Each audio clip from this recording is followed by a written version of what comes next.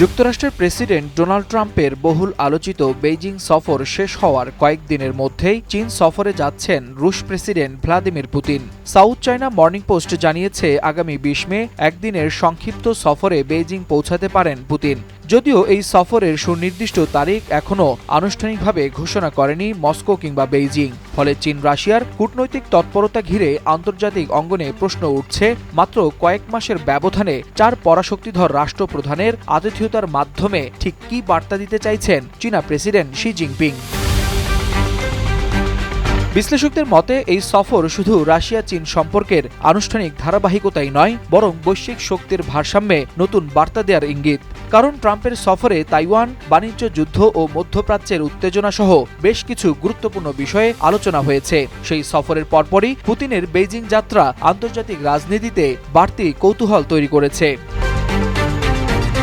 ক্রেমলিনের মুখপাত্র Dmitry Peskov জানিয়েছেন, সফরের প্রস্তুতি প্রায় শেষ পর্যায়ে, খুব দ্রুতই আনুষ্ঠানিক ঘোষণা দেওয়া হবে। তবে তিনি স্পষ্ট করেছেন, ট্রাম্পের সফরের সঙ্গে পুতিনের সফরের কোনো সরাসরি সম্পর্ক নেই। যদিও আন্তর্জাতিক কূটনৈতিক অঙ্গনে বিষয়টিকে ভিন্নভাবে দেখছেন অনেকেই।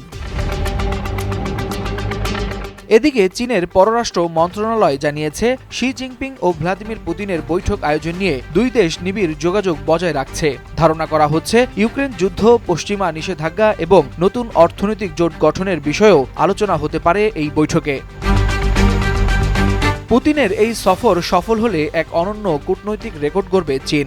মাত্র কয়েক মাসের ব্যবধানে জাতিসংঘ নিরাপত্তা পরিষদের বাকি ৪ স্থায়ী সদস্য দেশের নেতাদের আতিথেয়তা দেয়ার বিরল নজির স্থাপন করবে বেইজিং। এর আগে ডিসেম্বরে ফ্রান্সের প্রেসিডেন্ট ইমানুয়েল ম্যাক্রো এবং জানুয়ারিতে যুক্তরাজ্যের প্রধানমন্ত্রী কিয়ার স্টারমারও চীন সফর করেছেন। ফলে বিশ্ব রাজনীতির পাল্টে যাওয়া এই সমীকরণে অনেকেই ধারণা করছেন, নতুন কোনো বৈশ্বিক কূটনৈতিক বলয় গঠনের পথে হাঁটছে চীনের president Xi Jinping. Waliul Hasnat, Times today.